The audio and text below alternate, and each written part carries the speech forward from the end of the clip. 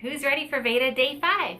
Today I thought it would be fun to take you through a quick video tour of the library where I work here in Charlotte, North Carolina at Providence Day School. So when you walk in the front doors of our library, the first things you see are our classroom, our flags hanging in the foyer, and our circulation desk.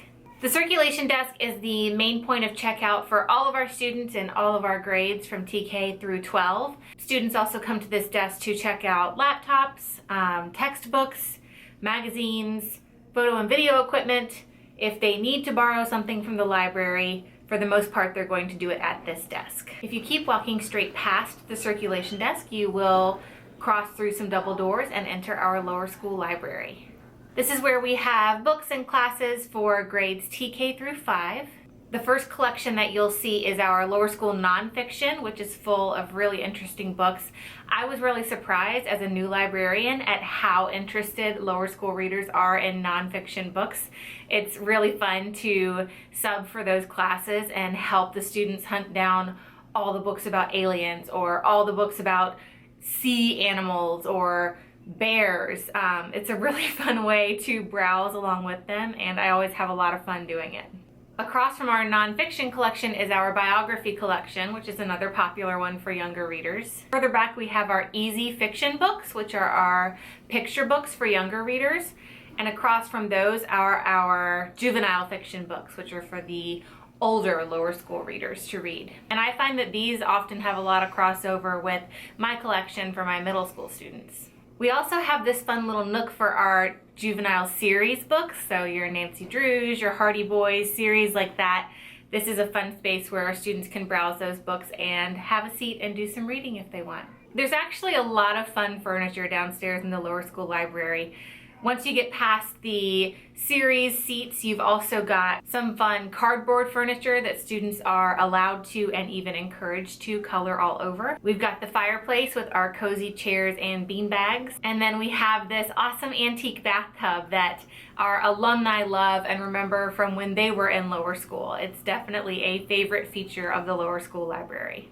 One really cool room in the lower school library is our Storywell, which is built like an amphitheater to host classes or events or watch movies or just hang out and read. I think this room is so interesting and so cozy. It's one of my favorite spots in the library for sure. So once you leave the lower school library, you can head up the stairs to explore the middle school and upper school library. Middle school and upper school share this space upstairs, and there are a few rooms that were designed with specific purposes in mind. The first one you're likely to see is called the Commons. This is where we house all of our upper school fiction, and this is also a room that's used by upper schoolers when they're in study hall. The furniture is all totally movable. It's a very casual space, and our students really seem to like it a lot. Across from the Commons is the Quiet, which is a room designated for silent study. We don't do a lot of shushing in our library because we know that students like to work collaboratively, and that usually involves communicating with each other. But we do hold this one room for students who want to come and sit and work or read in silence. So we named it the Quiet, and that is strictly enforced.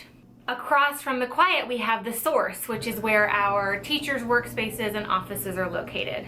So if you come in here at any given time, you might see teachers meeting with students or sitting grading papers. Our two librarians' offices are located up here, along with our printer and some new exercise bikes, which are really fun and popular to use. As you're entering the larger library space, you'll pass by our displays. This is a group of shelves that we use to show off middle and upper school new releases, as well as a themed bulletin board every month. So you can see for the month of March, we had some different features up for Women's History Month, and I'll be changing that out this week to feature Poetry Month for April. So once you get past the displays, you'll see the main upper and middle school library. There are 3 rooms over on the left side that each have different purposes. The first one is the think tank. Students use this one a lot for study hall because it's a nice, comfortable room to spread out. All the walls are whiteboard walls, so they can write on any of those. There's an Apple TV that they can hook up to, and classes like to use this space as well, especially when they're in the library working on a research project. The next room in the line is the office, and this is where our technology team works. They are housed right in the library because our library is so technocentric, and it's wonderful to have them here.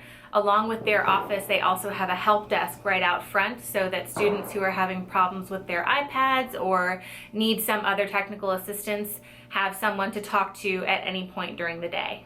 And past the office is the Hive. This is another bookable classroom space. All of the desks in this classroom are on wheels, so it's a really malleable space depending on what you need to do in your class. And again, all the walls in this classroom are whiteboard walls, and there's another Apple TV in here that teachers can hook up to if they need to. In the back of the library is the middle. This is the fireplace area of the upstairs library, and it's where we house our middle school fiction collection. So this is really where our middle school students hang out, come for study hall, or just to socialize during lunch or after school. And if you turn around and look back out toward the front of the library, you'll see that our reference section is all on the left side.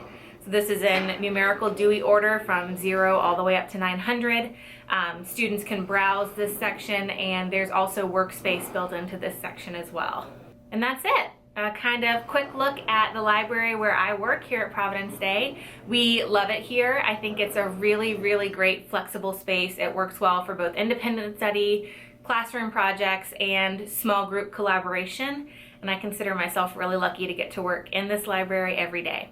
So that's it for VEDA Day 5. I'll be back tomorrow with another video. Till then, bye.